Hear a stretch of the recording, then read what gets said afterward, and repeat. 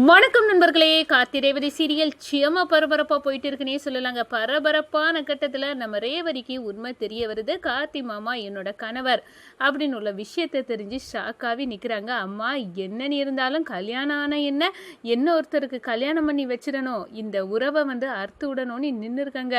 கார்த்தி மாமாவுக்கு எவ்வளோ பெரிய துரோகத்தை அம்மா பண்ணியிருக்காங்க அப்படின்னு அந்த இடத்துல உணராங்க. நம்ம ரேவதிக்கு அந்த ரேவதி ஆக்சிடென்ட் ஆகிற நேரம் குணமாக்குன அந்த மருத்துவர் அவங்க பொண்ணு ஒரு ஆபத்தில் சிக்கிடுது. அதை நம்ம கார்த்தி காப்பாற்றுறாங்க. கார்த்தி ஒரு கட்டத்தில் அந்த பொண்ணை அவங்க வீட்டில் விட நேரம் என் பொண்ணு தான் அப்படின்னு டாக்டர் சொல்ல நேரம் என்ன இவங்க ரேவதியோட புருஷன் அப்படின்னு அந்த இடத்துல அந்த பொண்ணுக்கு தெரிய வருது. அப்படின்னா ரேவதி என்னோட ஸ்கூல் மேட்டு, அவகிட்ட இந்த உண்மையை சொல்லணும் அப்படின்னு அந்த இடத்துல அந்த பொண்ணு போய் இந்த பாரு ரேவதி உண்மையாட்டே உன்னோட புருஷன் உன் கார்த்தி மாமா தான், உங்கள் 2 பேர்த்துக்கும் ஏற்கனவே கல்யாணம் ஆயிடுச்சு, உனக்கு ஒரு நடந்த ஆக்சிடென்ட்டில் உனக்கு பழைய ஞாபகம் மறந்துடுச்சு அப்படின்னு அந்த இடத்துல போட்டு உடைக்கிறாங்க. அம்மா என் ஃப்ரெண்டு சொன்னதெல்லாம் உண்மைதானா அப்படின்னு ரேவதி நம்ம சாமுண்டேஸ்வரிகிட்ட கொஷினை கேட்குறாங்க.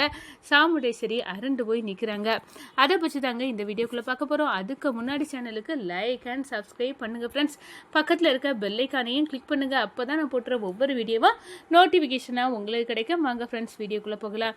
ஃபஸ்ட்டு எடுத்த உடனே பார்த்தோன்னா ஒரு செம அதிரடியான பரபரப்பு கட்டம் அப்படின்னே சொல்லலாங்க. பரபரப்பான கட்டத்தில் நம்ம பார்த்துட்டு இருக்க நேரம் தான் கரெக்டாட்டு நம்ம ரேவதி கிட்ட ரோஹிணி கேட்குறாங்க, எப்படி உன் காதலை நீ அவரை தான் கல்யாணம் பண்ண போகிறேன் கார்த்தியை அப்படின்னு நீ சொல்ல போகிற அப்படின்னு சொன்னோம். அக்கா அதுக்கு தான் நான் யோசிச்சுட்டு இருக்கேன், அம்மா கிட்ட எப்படியாவது இந்த பெர்மிஷன் வாங்கணும், நான் கார்த்தி மாமாவை கல்யாணம் பண்ணணும் சீக்கிரண்டி அப்படின்னு நம்ம ரோஹிணி சொல்ல நேரம் நானும் அந்த நாளை தான்க்கா எதிர்பார்த்துட்டு இருக்கேன் அப்படின்னு அந்த இடத்துல ரேவதி சொல்கிறாங்க. அதோட பார்த்தோன்னா ஒரு பெரிய இடி நம்ம ரேவதி தலையில் விழ மாதிரி ஒரு விஷயம் உண்மை ஓடப்பட போகுது அப்படின்னு சொல்லலாம்.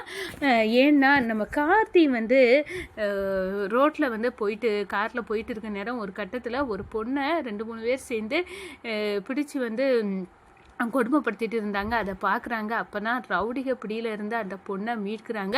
அதோட உங்கள் வீட்டுக்கு நானே கொண்டு விட்டுட்டு போகிறேம்மா, இங்கே உனக்கு தனியாக இந்த நைட்டில் உன்னை விடமாட்டேன், உங்கள் அம்மாட்ட கொண்டு பொறுப்பாக ஒப்படைச்சிட்டு போகிறேன் அப்படின்னு அந்த பொண்ணை ஏற்றிக்கிட்டு நம்ம கார்த்தி அவங்க வீட்டை தேடி போகிறாங்க. அப்போ தான் அங்கே போய் விட்டால் அந்த பொண்ணு நம்ம ரேவதி ஆக்சிடென்ட் போவோம் அந்த ட்ரீட்மெண்ட் பண்ண அந்த டாக்டரோட பொண்ணு அவங்க பார்த்துட்டு, என்ன சார் நீங்கள் ரேவதியோட புருஷன் தானே, இப்போ ரேவதி எப்படி இருக்காங்க அப்படின்னு கேட்க நேரம் ரேவதி நல்லா இருக்காங்க அப்படின்னு தெரிஞ்சுக்கிறாங்க. அம்மா என்ன சொல்கிற, இது ரேவதியோட புருஷனா அப்படின்னு ஏற்கனவே ரேவதிக்கு கல்யாணம் ஆகிட்டா, அப்போ ஏன் அவங்க அம்மா இன்னொரு கல்யாணத்தை பண்ணி வைக்கணும் அப்படின்னு நினைச்சாங்க அப்படின்னு அந்த விஷயத்தில் ரேவதிக்கு அப்போ ஆக்சிடென்ட்டில் தான் பழைய நினைவுகள் மறந்துருக்கு, அவளுக்கு கல்யாணம் நடந்தது மறந்த சாக்கு வச்சு அவங்க அம்மா வேற கல்யாணம் பண்ணி வைக்க பார்த்துருக்காங்க அப்படின்னு அந்த பொண்ணு தெரிஞ்சுக்கிட்டு இந்த விஷயத்த நம்ம ரேவதிட்ட சொல்லணும் அப்படின்னு நம்ம சாமுண்டேஸ்வரி வீட்டுக்கு வராங்க. ஒரு கட்டத்தில் பார்த்தோன்னா ரேவதி அப்படின்னு கூப்பிடாங்க. என்ன யாரு, ஓ ஃப்ரெண்ட் நீனா அப்படின்னு வா எங்கள் வீட்டுக்கு அப்படின்னு ஒரு ரேவதி கூப்பிட நேரம் உன்கிட்ட ஒரு விஷயத்த சொல்லணும் ரேவதி, என்ன சொல்லு அப்படின்னு கேட்க நேரம் தான் இந்த பாரு உனக்கு ஏற்கனவே கல்யாணம் ஆயிட்டு, உன் புருஷன்தான் உன் கார்த்தி மாமா அப்படின்னு அந்த இடத்துல சொல்லு நேரம் சாக்காவே நிற்கிறாங்க ரேவதி. என்ன எனக்கு ஏற்கனவே கல்யாணம் ஆயிட்டா, ஆமாம் உனக்கு நடந்த ஆக்சிடென்ட்டில் பழைய நினைவுகள் மறந்துட்டு, அதனால தான் உனக்கு பழைய நினைவுகள் இல்லாமல் நீ வேற கல்யாணம் உங்கள் அம்மா ரெடி பண்ணோன்னா அந்த மருத்துவ கல்யாணம் பண்ண போயிட்ட, ஆனால் உண்மையாட்டே உன்னோட கணவர் கார்த்தி தான் அப்படின்னு சொன்ன உடனே சாக்காராங்க. அம்மா இந்த பொண்ணு சொல்லுது உண்மைதானா அப்படின்னு கேட்க நேரம் நம்ம சாமுண்டேஸ்வரி இதை மூட்டையாக மறைச்சி வைக்கணும் அப்படின்னு உண்மைகளை நினைச்சாலும் உண்மைகள் ஒரு காலம் வெளியே வருது. அந்த விஷயந்தான் இங்கே நடந்திருக்கு. அதில் சாமுண்டேஸ்வரி நீ இவளை எப்படி நான் சமாளிக்க போகிறேன், அந்த கார்த்தி எனக்கு செய்த உதவிக்கெல்லாம் பணத்தால் நான் ஈடுகட்டிடலான்னு கொடுத்தப்போ அவன் பணத்தை கூட வாங்க மறுத்துட்டான், எப்படியாவது சமாளித்து அவனை மடக்கிட்டேன், ஆனால் இந்த உண்மைகளெல்லாம் காலு முயற்சி கையை முடிச்சு அதுக்கு வேலையை காட்ட வெளியே வருதே, நான் நான் இப்போ என்ன பண்ணுவேன், ஓட்டையை மறைக்க முடியல அப்படின்னு வந்து அந்த இடத்துல திணறாங்க. ஒரு கட்டத்தில் பார்த்தோன்னா, அம்மா எனக்கு கார்த்தி மாமா கூட கல்யாணம் ஆயிருக்கு, அப்படி இருக்க நேரம் நீ என்ன ஒரு வாட்டி என்ன மருதுக்கு கல்யாணம் பண்ணி வைக்க பார்த்தியே, எனக்கு நீ எவ்வளோ பெரிய துரோகத்தை பண்ண பார்த்த, நல்ல வேலை அந்த கல்யாணம் எனக்கு நடக்கலை. அப்போ நான் என்னைக்காவது உண்மை கார்த்தி மாமா தான் என் கணவர்னு தெரிஞ்சால் அந்த குற்ற உணர்ச்சியிலே நான் செத்துருப்பேன். கடவுள் எனக்கு அப்படி ஒரு நிலைமையை உண்டாக்கலை. இந்த பாருமா, என் வாழ்க்கையில் இப்படியெல்லாம் நீ வந்து செய்திருக்கேன்னு எனக்கு தெரிஞ்சு உன் மேலே இருக்க நம்பிக்கையே எனக்கு போயிடுச்சு அப்படின்னு வந்து அந்த இடத்துல நம்ம ரேவதி வந்து சாமுண்டேஸ்வரியை பார்த்து கத்துறாங்கன்னு சொல்லலாம். நம்ம ரோஹிணிக்கு ஏகப்பட்ட சந்தோஷம்.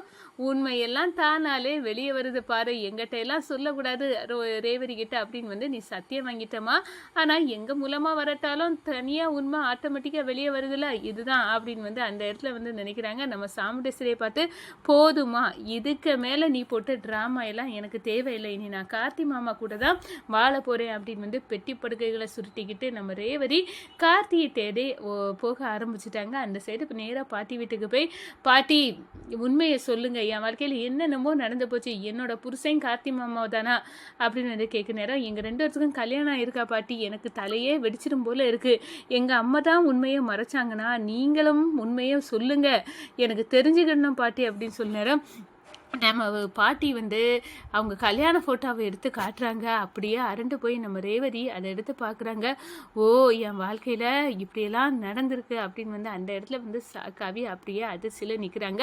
இவ்வளோ பெரிய பொய்யை அம்மா மூடி மறைச்சி ஏமாத்த பார்த்துருக்காங்க அப்படின்னு வந்து அந்த இடத்துல இதை என்னால் தாங்கிக்கவே முடியலை அப்படின்னு வந்து அந்த இடத்துல வந்து நினைக்கிறாங்க. இந்த பாரு, இனி கார்த்தி மாமா உன் கூட தான் நான் வாழ போகிறேன் அப்படின்னு வந்து கார்த்தியை கெட்டி பிடிக்கிறாங்க. நம்ம ரேவதிக்கு பழைய நினைவுகள் வந்து திரும்பிச்சோ இல்லையோ, உண்மை வந்து கார்த்தி வந்து ரேவதியோட புருஷன் அப்படின்னு வந்து தெரிஞ்சு அந்த இடத்துல நம்ம ரேவதி வாழ்ந்தா இவர் கூட தான் நான் இருப்பேன், இவர் தான் என் கணவர் அப்படின்னு வந்து நம்ம கார்த்தியை ஏற்றுக்கிட்டாங்க. நம்ம சாமுண்டேஸ்வரி அரண்டு போய் நிற்கிறாங்க. நம்ம சந்திராவுக்கு ஏகப்பட்ட கடுப்பு, என்ன என் புருஷனை கூட வாழ்ந்தா தானே புருஷனை பற்றி அருமை தெரியும் அப்படின்னு சொன்னவன் இந்த ரேவதி இன்னைக்கு அவங்க அம்மா சாமுண்டேஸ்வரியையே தூக்கி எரிஞ்சுக்கிட்டு அவள் புருஷன் கூட வாழ போயிட்டா. 2 பேரும் சேர்ந்து இருக்கக்கூடாது, எது நடந்தோ நடக்கலையோ இந்த கார்த்தி ரேவதி சேரது நம்மளுக்கு பெரிய ஆபத்து. இவங்க அம்மா சாமுண்டேஸ்வரி என்னன்னா, என் புருஷன் சிவனாண்டியை என் கையாலே துப்பாக்கி வச்சு சுட வச்சா, இப்போ அவள் பொண்ணெல்லாம் பிரித்து நான் வந்து எல்லாத்தையும் ஆட்டை போட்டுட்டு போயிடலான்னு பார்த்தேன்.